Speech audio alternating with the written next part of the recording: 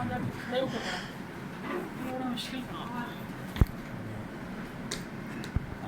بلا صاحب یا پروفیسر علیہ کمال صاحب راشد عالم صاحب ریحانہ نبی نے دعا دی کہ خدا کرے مجھ سے 4 قدم آگے بڑھ جائے اگر اس شعبے میں وہی شعبہ جو ہمارا ہے آج کی مرکز نگاہ سبین صاحب اور نبی صاحب سے ناظم کتاب مجھے نہ تقریب کا اہتمام کرنے والوں نے دی اور نہ ہی شاعرہ نے، شاید اس لیے کہ میں نے کتاب کو ووٹ نہیں دیا۔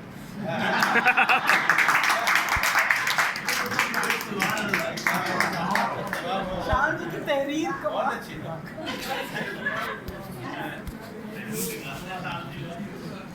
میں بھی آج اکثریت میں شامل ہو رہا ہوں جو کتاب پڑھے بغیر کتاب پر اظہار خیال کرتے ہیں۔ ہرچند کہ میں آج کی شاعرہ کو ایک عرصے سے جانتا ہوں، پڑھ رہا ہوں، پھر بھی جب کسی کتاب کی رونمائی کی تقریب ہو کتاب کے حوالے ضروری ہوتے ہیں، کتابی چہروں کے نہیں۔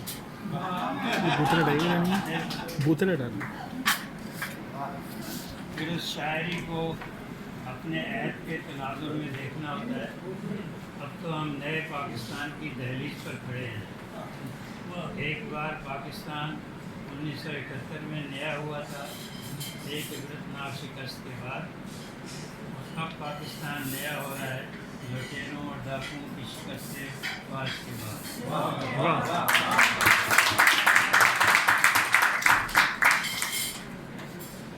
اس فتح کے سمندر میں سندھ بلکہ اندرون سندھ ایک جزیرہ بن کر رہ گیا ہے جہاں ووٹ کرپشن کے خلاف نہیں ہے۔ ہم سب یاور مہدی صاحب کے احسانوں تلے دبتے چلے جا رہے ہیں۔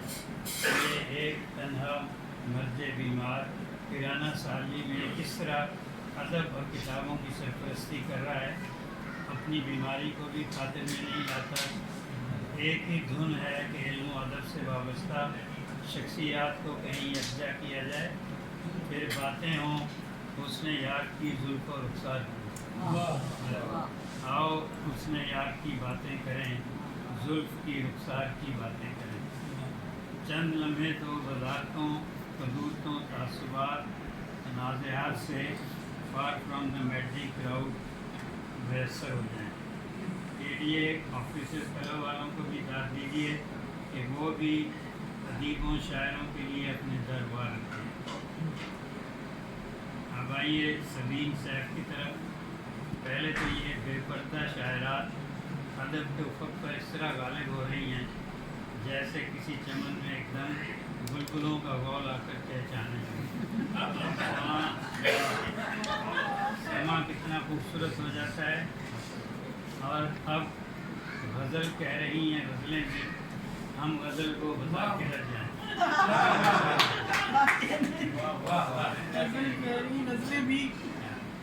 بعض شاعرات صرف اپنی غزلیں ہی بناتی سنوارتی نہیں ہیں، خود کو بھی خوب بناتی سنوارتی ہیں، لیکن اس کوشش میں ان کی شاعری ثانوی درجہ اختیار کر لیتی ہے، جیسے اردو بولنے والے پاکستان میں دوسرے درجے کے شہری ہوتے جا رہے ہیں۔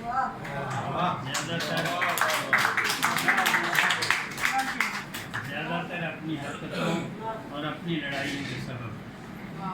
سبین صاحب کی وجہ شہرت تو ہوئی تھی کہ وہ اب سانپ بھی مار لیتی ہیں، اس بات کو تو 2 دہائیاں گزر گئی ہوں گی، اب تو یہ شیر بھی مارنے لگ گئی ہوگی۔ پہلے شیر گولیوں سے شکار کیے جاتے تھے، اب شیر بلے سے مارے جاتے ہیں۔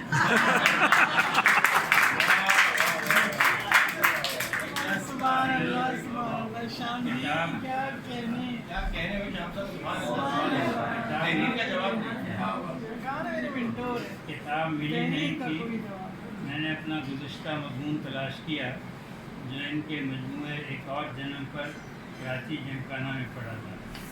उस वक्त भी मैं पहाड़ों से उतरा था।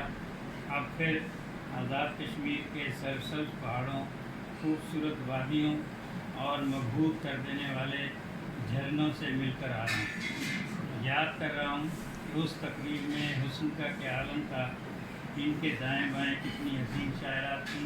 और आज भी माशाल्लाह बहुत यहाँ पर महजिद का भी इतनी नुमाइंदा इज्तिमा है। बहुत से लोग बहुत सी तकरीबात में हमें इस तरह नज़र नहीं आते, तादाद हो जाती ज़्यादा, लेकिन बहुत अच्छी शायरात यहाँ मौजूद हैं, बहुत अच्छे लिखने वाले।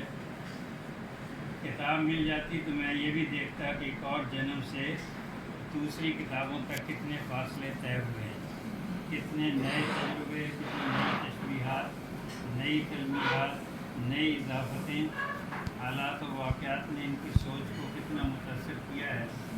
और अगर मुझे एक किताब मिल गई तो उस सुकून से मुताला करके शायरा का अदबी सफ़र देखूँगा कितने संगीन आगे अबूर हो चुके हैं या कहीं रास्ते में ही हैरतों ने घेर लिया। उर्दू में इस वक्त संजीदा और मारूजी तनकीद का फला है, इसलिए अच्छी शायरी को सनद नहीं मिलती है। किताबों की रुनुमाइयाँ तो तहसीन फ़हामी से मामूर होती हैं, जहाँ मुरव्वत और मसले से बात करना होती है।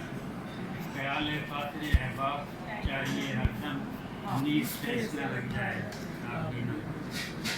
आज की रेहाना रूही की तकरीर से कुछ उम्मीद हो रही है कि तनकीद का फला पुर हो सकता है। अब वो अपनी उम्र का आखिरी हिस्सा नक़ाद बनकर गुजारें तो उर्दू अदब पर एहसान होगा। ये अपने पिछले मज़मून से कुछ इक़्तिबासात में रहता हूँ कि ऐ यार खुश दियार तुझे क्या बताएं हम, मलबे पर अपने किस तरह तामीर घर किया। ये शेर मुझे बड़ी तलाश के बाद मिला है। सबीन की शायरी में दरिया, समंदर, मैदान, मकान, घर सब कुछ है, मगर पहाड़, वादियाँ, घाटियाँ, चोटियाँ बहुत कम न होने के बराबर हैं। हालांकि एक और जन्म का इम्कान पहाड़ों पर वाक़े खूनी या ख़तरनाक मोड़ों पर ज़्यादा होता है। मौजूदा जन्म का अंत होने पर ही एक और जन्म मिल सकता है। मैं 7 दिन जायज़ा लेता रहा हूँ कि दूसरे जन्म की ख्वाहिश क्यों है। हिंदू देव माला में बाबा गौन का तस्वुर है, वो तो दोबारा आते हैं, कभी ज़्यादा खूबसूरत होकर, कभी इंतहाई बदसूरत, कभी इंसानों और कभी जानवरों की सूरत में। बाज़ फिल्मी गाने अलबत्ता ये कहते हैं कि किसी की प्यार के लिए ये उम्र थोड़ी है, मैं दोबारा आऊँगा। बाज़ औक़ात किरदार ये कहते नज़र आते हैं कि मैं अगले जन्म में भी तुमसे ही प्यार करना चाहूँगा। सभी क्या मैंने गिनने की कोशिश की है, 7 बार एक और जन्म का जिक्र आया। मेरे ख्याल में मुहावरतन ही है, बल्कि ये वो कैफियत है जब किसी हादसे या बीमारी से सेहत याबी के बाद कहा जाता है कि अल्लाह ताला ने बिल्कुल नई ज़िंदगी दे दी है, या ये कि मैं समझता हूँ या समझती हूँ कि मेरा ये बिल्कुल नया जन्म है। सभी किस नए जन्म की ख्वाहिश रखती हैं, इसके लिए आपको जायज़ा लेना होगा कि वो किन हालात से गुजरी हैं, किन अनहोनियों का मुकाबला करती रही। अफसाना निगार को तो ये सहूलत होती है कि वो अपने किरदारों के नाम रख लेता है। आप बीती भी हो तो वो जग बीती लगती है और वो साफ बच जाता है। शायरों के बारे में पहले तो ये खुशफहमी अमूमन होती है कि उन्होंने कोई चोट खाई है या इश्क नाकाम हुआ है, तभी उन पर शेर उतरने लगे। और जब वो किसी भी दर्द की बात करे तो लोग उसी को मरकज़ी किरदार समझने लगते हैं। ख़वातीन के लिए तो ख़ास तौर पर ये ख्याल किया जाता है, जैसा अभी रेहाना रूही ने जिक्र किया, निसाई शायरी, फिर वो निसाई शायरी की इस्तिलाह तराश ली जाती है। शायरी तो शायरी ही होती है, नसर अफसाने के लिए क्यों नहीं कहा जाता निसाई नसर, निसाई नावल, निसाई ड्रामा। हालांकि आजकल टीवी ड्रामों में ख़वातीन का ही राज है। एक और जन्म के खूबसूरत अशार में मिलने वाले तजुर्बे सबीन के اپنے ہیں یا ان کی کسی سہیلی کے یا محض تصوراتی مگر ہیں دل موہ لینے والے.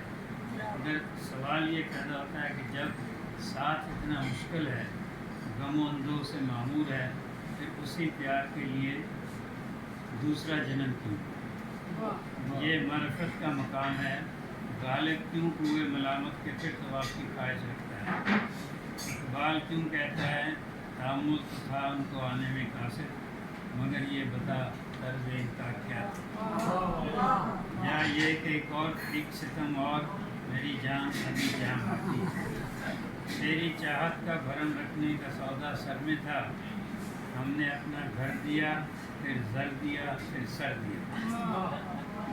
یہ کہنا تو پڑتا ہے کہ آج کل جو بھی شاعری پڑھنے کو مل رہی ہے ایک اور جنم ان سے مختلف نظر آتی ہے، مگر یہ بھی کہ خود بھی کہ ہاں غزلیں ایک دوسرے سے زیادہ مختلف نہیں ہیں بلکہ ایک مسلسل غزل رکھتی ہیں. زندگی کے حالات و واقعات جب شعری تجربے میں ڈھلتے ہیں تو اس پیکر کو یہ ایک سے پیرہن میں اتارتی نظر آتی ہیں اور وہ ان کا اپنا اسلوب، اپنا انداز دکھائی دیتا ہے.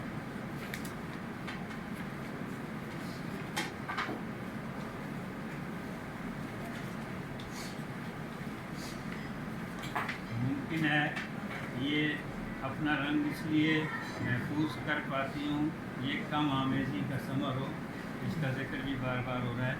یہ پہلے جنم کو زیادہ بھرپور انداز میں جینا چاہتی ہوں. میں اس بحث میں جانتے بوجھتے نہیں جانا چاہتا کہ عورت مجبور ہے، شوہر پابندیاں عائد کرتے ہیں، سسرال والے باہر نکلنا پسند نہیں کرتے.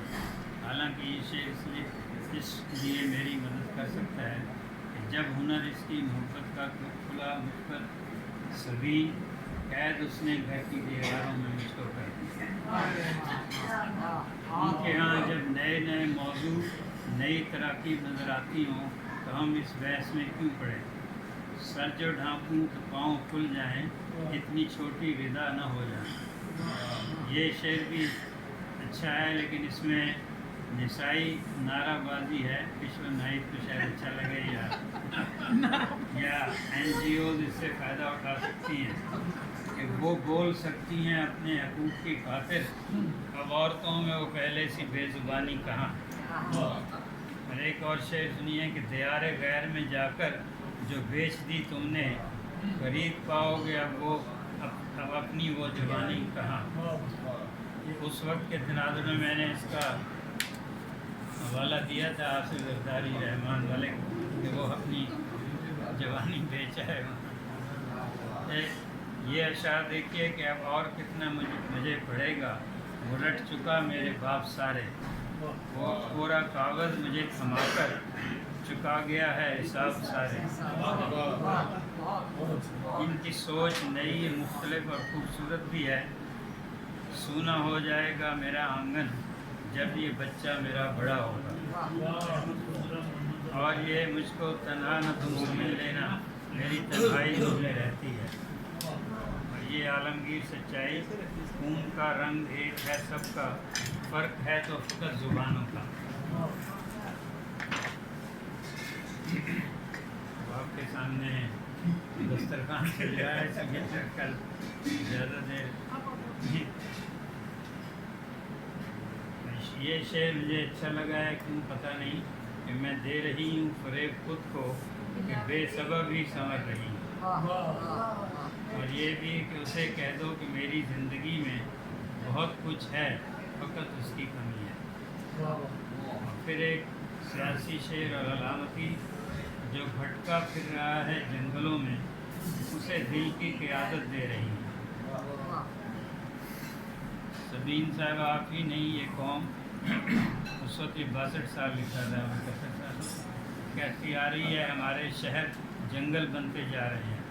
جس جگہ بیٹھ کے ہنستے تھے کبھی، اب وہیں بیٹھ کے رونا ہوگا. یہ کیفیت ملاحظہ کیجیے، اپنے زخموں کو جو نہ ڈھانپ سکے کوئی اتنا بھی بے لباس نہ ہو.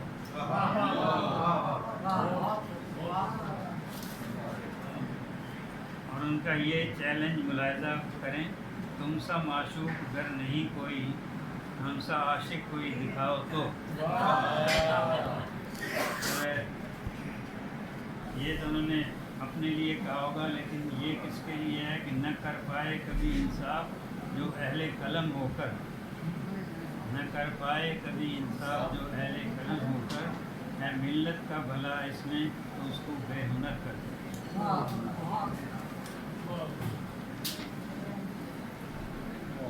और ये अशार भी काबिल तवज्जो हैं।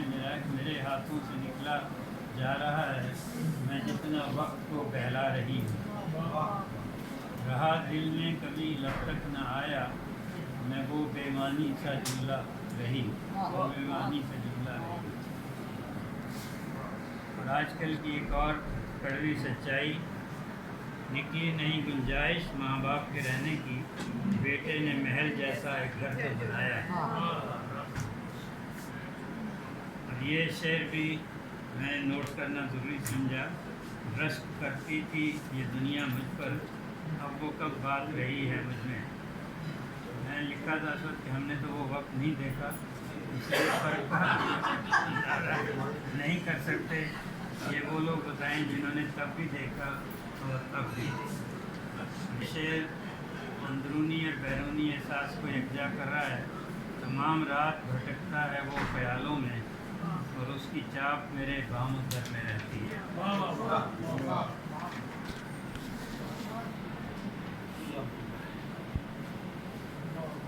शायरी पर बात मैं इस शेर पे ख़त्म करना चाहूँगा कि ये हम अहले कलम का इश्क में दस्तूर होता है, गज़ल में यार का चेहरा कहीं मस्तूर होता है।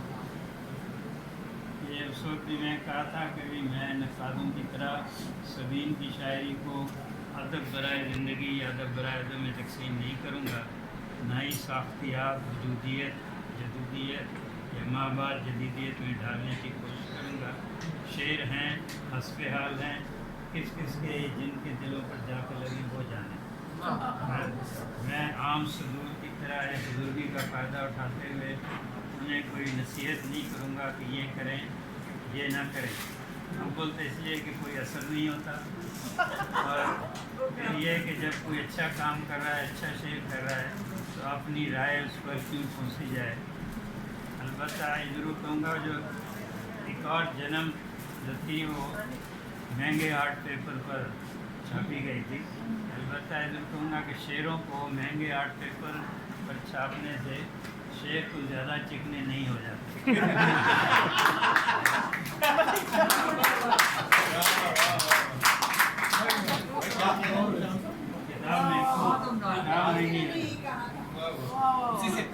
किताब महंगी हो जाती है।